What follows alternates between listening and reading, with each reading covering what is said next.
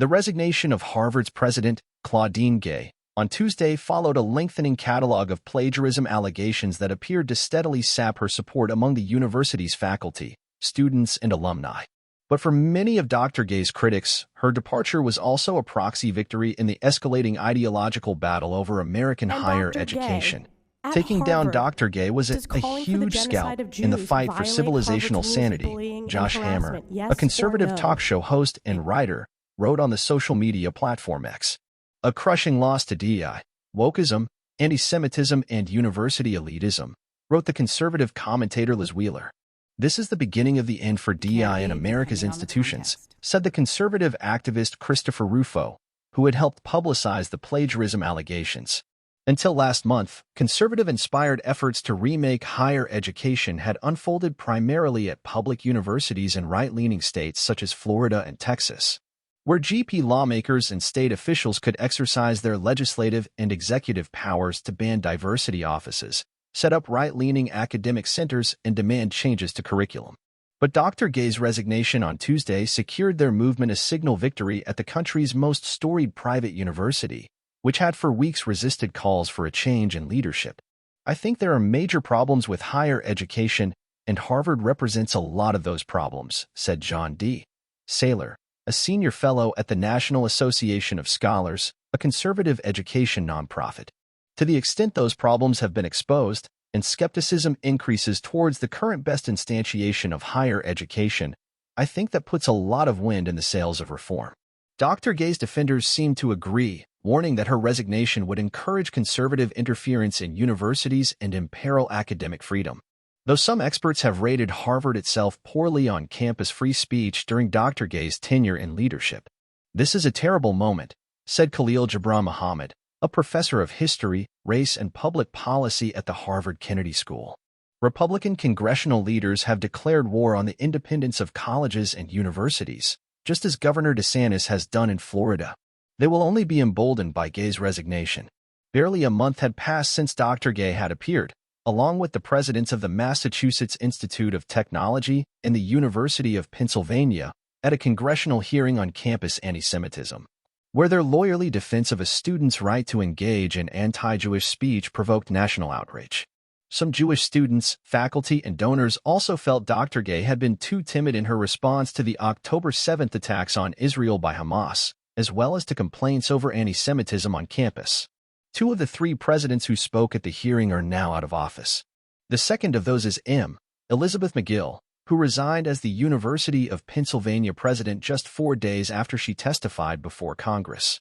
On Tuesday, Dr. Gay's antagonists jockeyed for credit, sometimes hailing the effectiveness of their own political theater. Representative Elise Stefanik of New York, the Harvard-educated Republican, noted in a statement that her interrogation of Dr. Gay at last month's hearing had made history as the most viewed congressional testimony in the history of the U.S. Congress. Republican lawmakers, she promised, would continue to move forward to expose the rot in our most prestigious higher education institutions.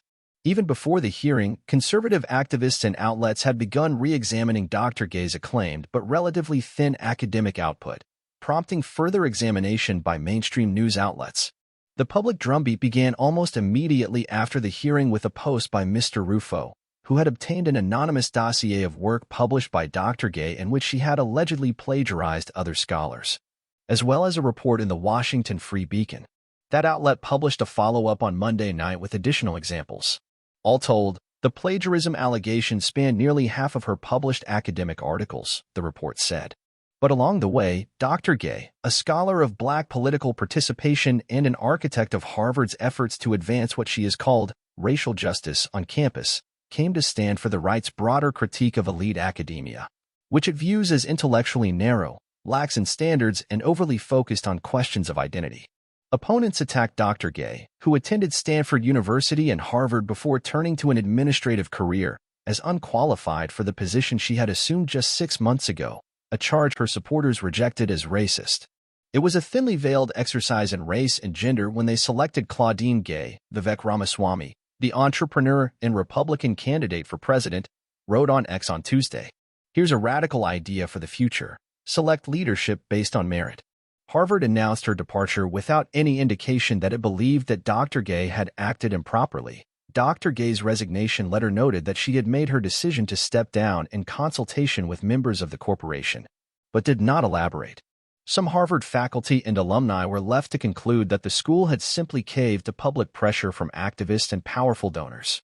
I am saddened by the inability of a great university to defend itself against an alarmingly effective campaign of misinformation and intimidation, Randall Kennedy, a Harvard legal scholar and one of the university's most prominent black faculty members, wrote in a text message.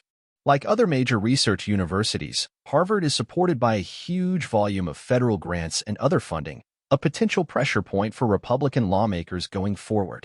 Whether the resignation of one or two college presidents will spur any broader remaking of higher education is unclear. As the COVID pandemic recedes, Republican officials and education activists have found it more difficult to interest broad swaths of voters in campaigns to restrict access to sexually explicit books, or in often vague attacks on wokeism and equity. The two Republican presidential contenders who have campaigned most explicitly against higher education institutions, the Yale-educated Mr. DeSantis and the Harvard-educated Mr. Ramaswamy, have failed to gain lasting traction in the race.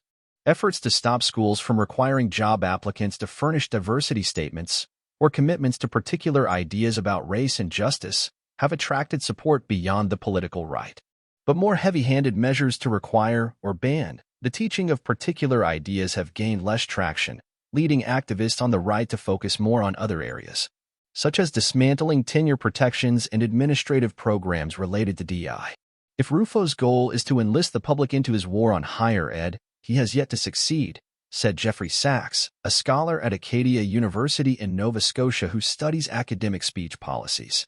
The public, including a majority of Republicans, does not want government deciding what gets taught in America's university classroom. Nor do they warm to the idea when specific legislation is presented to them for review. Gay's apology brings to light many of the issues. Her words make clear her realization that her apology didn't matter to her critics. Apologies are rarely good enough, regardless of where one lands on the political spectrum. Gay also makes evident her understanding of the politics of division taking place on campuses and outside of them, stating that it is painful to witness the tensions and divisions that have riven our community in recent months, weakening the bonds of trust and reciprocity that should be our sources of strength and support in times of crisis.